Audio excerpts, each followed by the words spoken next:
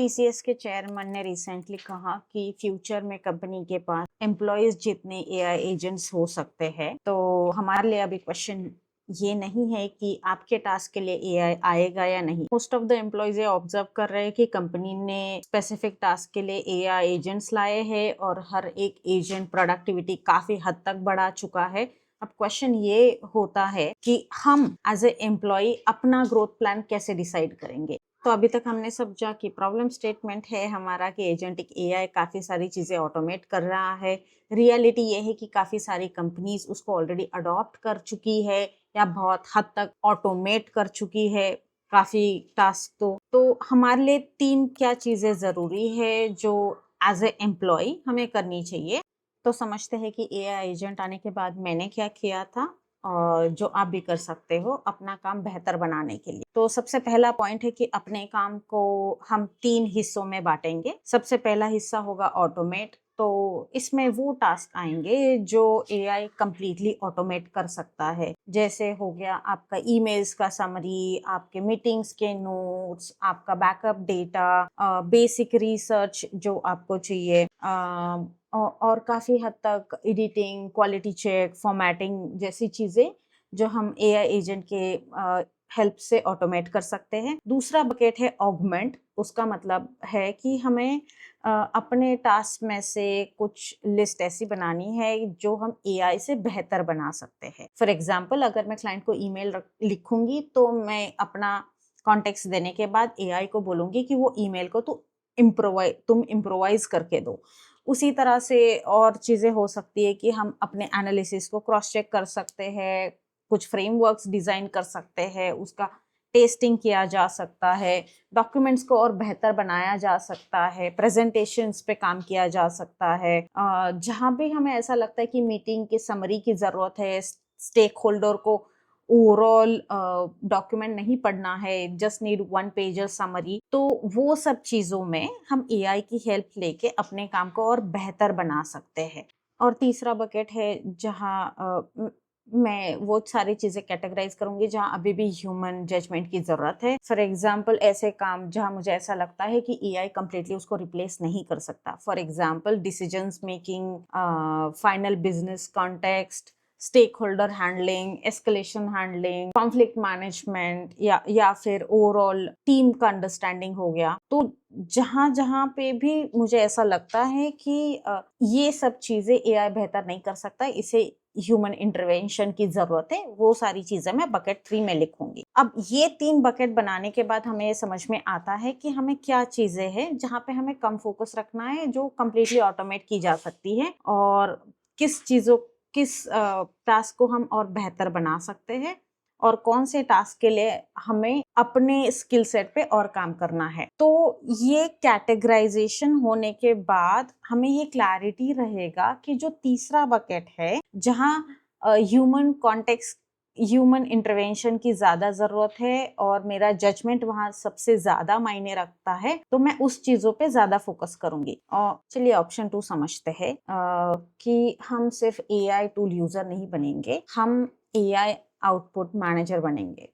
इसका मतलब ये है कि हर आउटपुट को आप क्रॉस वैलिडेट करोगे 3 पैरामीटर्स पे। एक हो गया उसका एक्यूरेसी, दूसरा हो गया कॉन्टेक्स्ट, और तीसरा हो गया ये आउटपुट यूज करने से आने वाला रिस्क। तो सिर्फ चैट जीपीटी, कोपायलट यूज करना करियर स्किल्स में सफिशिएंट नहीं है।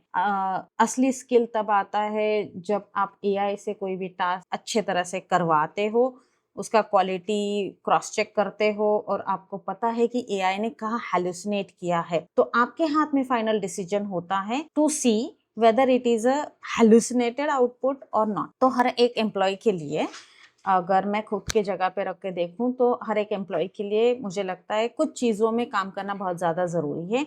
जैसे हो गया सही प्रॉम्प्टिंग, और प्रॉम्प्टिंग विथ राइट कॉन्टेक्स्ट। तो कॉन्टेक्स्ट में हम क्या क्या समझेंगे? कॉन्टेक्स्ट में हम समझेंगे कि रोल क्या होना चाहिए, टोन क्या होना चाहिए, वो किस तरह से लिखा जाना चाहिए, कुछ एग्जाम्पल है जो कॉन्टेक्स्ट को और बेहतर बना सकते हैं, आउटपुट का पैटर्न क्या होना चाहिए, रिलेवेंस क्या है आपके सिचुएशन से, उसको ये सारी चीजें स्पेसिफाई करना बहुत जरूरी है। दूसरा है आउटपुट वेरिफिकेशन, जहां आप डिसाइड करोगे कि आपको एक स्ट्रक्चर्ड फॉर्मेट में आउटपुट मिला है या नहीं, या फिर आपके एआई एजेंट ने हैलुसिनेट किया हुआ है। और कुछ चीजें हमें समझनी जरूरी है कि डेटा प्राइवेसी का अवेयरनेस सिचुएशन क्या है, quality control, process redesigning, and ये सब होने के बाद जब आपका एआई आउटपुट आता है, आप उसको क्रॉस वैलिडेट करते हो, तो हमें उसको इम्प्लीमेंट करना भी आना चाहिए। फॉर एग्जाम्पल, अगर आपके पास वो स्किल सेट है जहां आप एआई से काम करवाते हो और आप बता सकते हो कि एआई ने कहाँ वेरिफिकेशन करने में गलती की है, कहाँ उसने कॉन्टेक्स्ट सही से नहीं समझा है, कहाँ उसने हैलुसिनेट किया है और उसको किस तरह से बेहतर बनाया जा सकता है, तो आपके फ्यूचर में बहुत ज्यादा वैल्यू की जाएगी।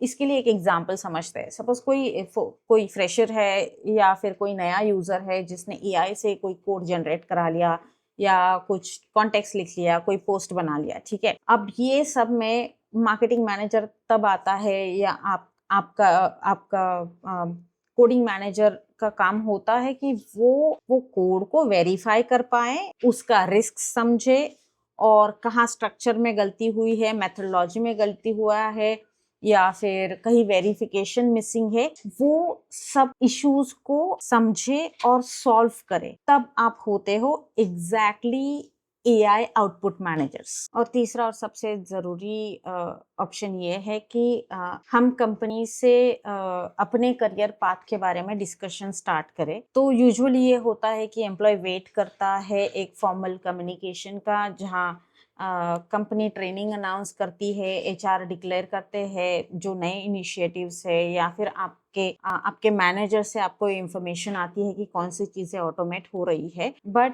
एआई के ज़माने में मुझे लगता है कि एक लेवल पे आपको एक्टिव रहना ज़रूरी है, पैसिव रहना थोड़ा रिस्की हो जाएगा।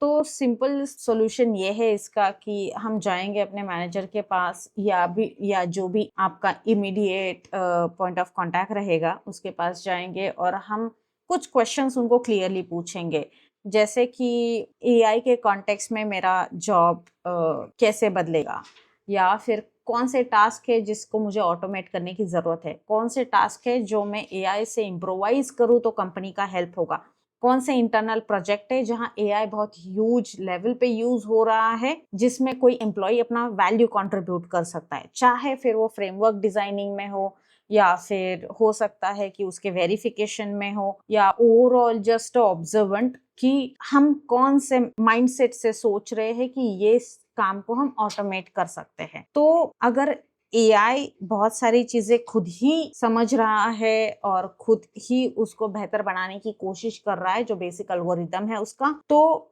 एक हार्ड वर्किंग लॉयल एम्प्लॉय होना इनफ नहीं है। आपको विजिबल, अडाप्टेबल और टेक्नोलॉजिकली एडवांस एम्प्लॉय होना पड़ेगा, जहां आप एआई को एज अ असिस्टेंट ट्रीट करोगे और खुद डिसीजन मेकर रहो।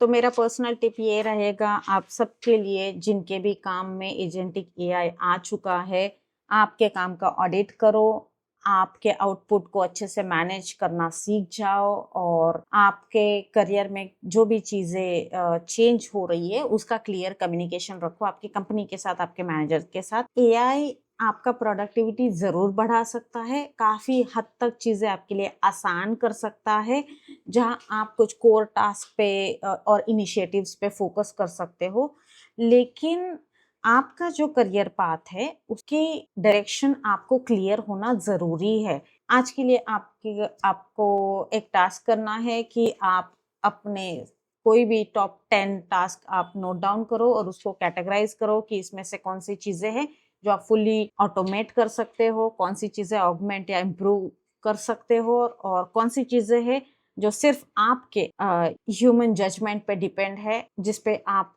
और काम करना चाहते। Thank you. Dhanashree signing off.